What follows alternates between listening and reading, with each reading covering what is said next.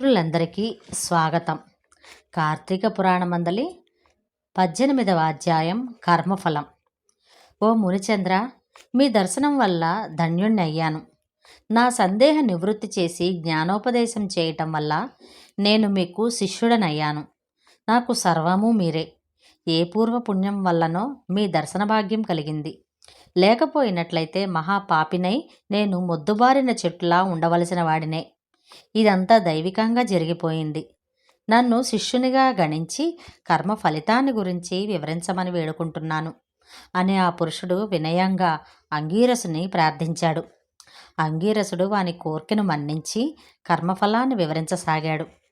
నాయన, నీవడిగింది అందరికీ ఉపయుక్తమే అయ్యే విషయం. శ్రద్ధగా విను.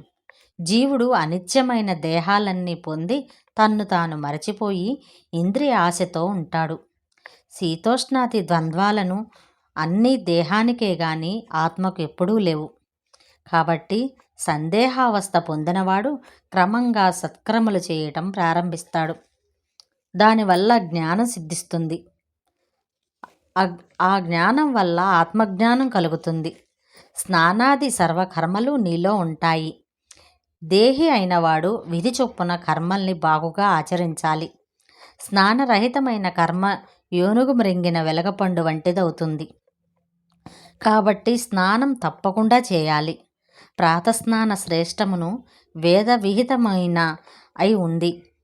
దీనిని ఆచరించు సామర్థ్యం లేనివారు అధమం కార్తీక మాసంలో సూర్యుడు తులారాశిలో ఉన్నప్పుడున్న మకర రాశిలో సూర్యుడు ఉండే మాఘమాసంలోనూ, సూర్యుడు మేషరాశిలో ఉండగా వైశాఖ మాసంలోనూ ఈ 3 నెలలోనైనా ప్రతి దినం ఉదయాన్నే స్నానం చేయటం వల్ల ఉత్తమగతి ప్రాప్తిస్తుంది. చాతుర్మాస్యాదులైన పుణ్యదినాలలోనూ, గ్రహణ దినాలలోనూ, మిగిలిన పుణ్యదినాలలోనూ వేరు కాలాలలో చేసిన కర్మ పుణ్యప్రదం అవుతుంది.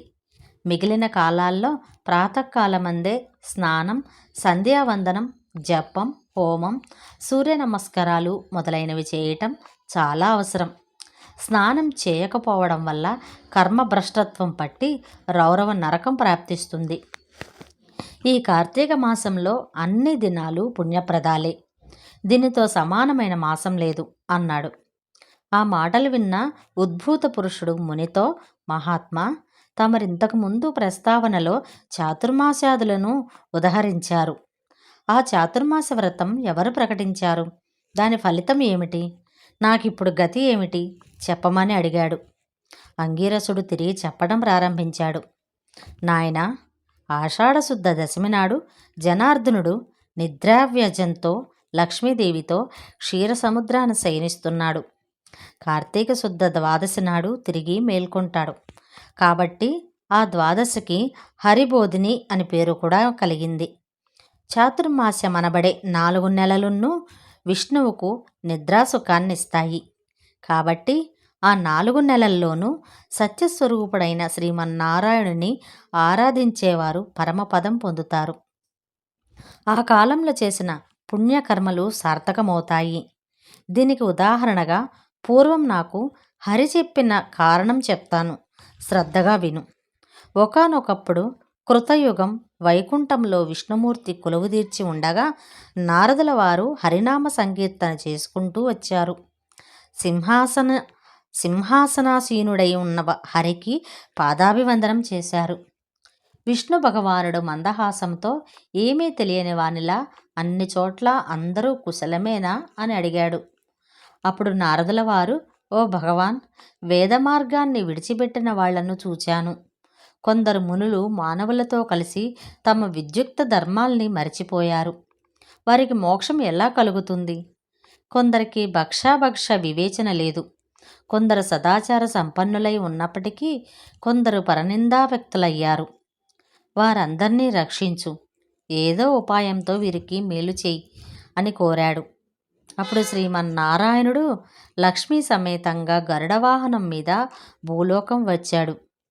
వేల కొలది ఋషులుండే తావున వృద్ధ బ్రాహ్మణ రూపంలో సంచరిస్తూ ఉండగా కొందరు బ్రాహ్మణోత్తములు భక్తితో అతిథి పూజలు చేశారు. మరికొందరు అతన్ని చూచి నవ్వారు. కొందరు నమస్కారం కూడా చేయలేదు. కొందరు చేయరాని పనులు చేస్తున్నారు. వాళ్ళనందరినీ చూచిన భగవానుడు వాళ్లకు తరుణోపాయం ఆలోచిస్తూ నిజరూపం ధరించి ఋషి మండలానికి వచ్చాడు. జ్ఞానసిద్ధుడు మొదలైన ఋషులందరూ శిష్యమిత్ర పుత్ర కళత్రాదులతో కూడి తమ ఆశ్రమానికి వచ్చిన మహావిష్ణువు దర్శనం వల్ల సంతృప్తి పొంది ఆ పరమాత్మ పాదాలకు మ్రొక్కారు. అనేక విధాలా స్తుతించారు. ఇది కార్తీక పురాణమందలి 18వ అధ్యాయం సంపూర్ణం. మరొక అధ్యాయంలో మళ్ళీ కలుద్దాం. Thank you for watching.